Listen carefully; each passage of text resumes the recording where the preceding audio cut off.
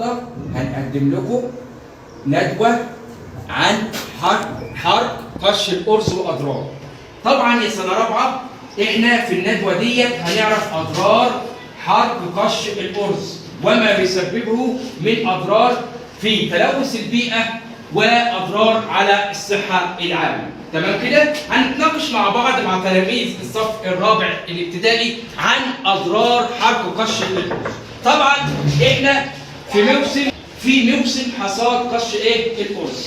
طبعا الدوله مشكوره عملت مشروعات ضد حرق قش الارز، عملت مصانع للاستفاده من قش الارز وبلغت الفلاحين والمزارعين بضروره عدم حرق قش الارز لما يسببه من اضرار بالغه عن الصحه العامه وعن التلوث والسحابه السوداء. يبقى سنه رابعه اللي انا عايز اعرفها، نحن ضد حرق قش الارز. زياد اتفضل. انت مع ام ضد حرق قش الارز؟ ضده. ليه؟ عندي سؤال. تمام. يبقى زميلته زياد اتفضل يا حبيبي. هل انت مع ام ضد حرق قش الارز؟ ضد. ليه بقى؟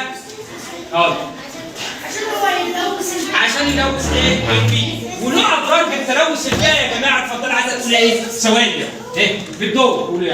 قولي مع او ضد حرق قش الارز؟ ليه؟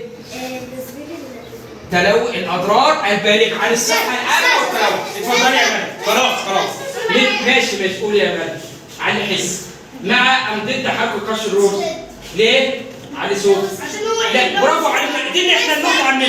طيب مجهودات. ماشي خلاص بقى. هننتقل لنقطه ثانيه بقى. انا عارف ان انتوا فاهمين. نيجي بقى على مشروعات تدوير قش الارز. طبعا الفلاحين والمزارعين الدوله بتتفق معاهم ممنوع حرق قش الارز، وهنعمل مشروعات علشان نستفيد بقش الارز ده. نعمل ايه؟ اعاده تدوير القش الارز. هنعمل بوه ورق طباعه، ونعمل بوه مشروعات ثانيه، مشروعات زجاجيه نستفيد بوه بدل ما تحرق عالم. يبقى اللي انا عايز اوصله لكم يا سنه رابعه وتحفظوا المعلومات ديت، اللي احنا الظاهره دي لازم باذن الله مع مجهودات الدوله والجمعيات التعاونيه وكل جهود الدوله وانتم كطلبه يبقى انتم ضد حرق قش الارز بما يسببه من اضرار على الصحه العامه تاني والتلوث البيئي عموما والسحابه السوداء اللي هي بتبقى حوالينا دي اسبابها حرق قش الارز. يبقى انا عايز اعرفكم اللي احنا ضد حرق قش الارز.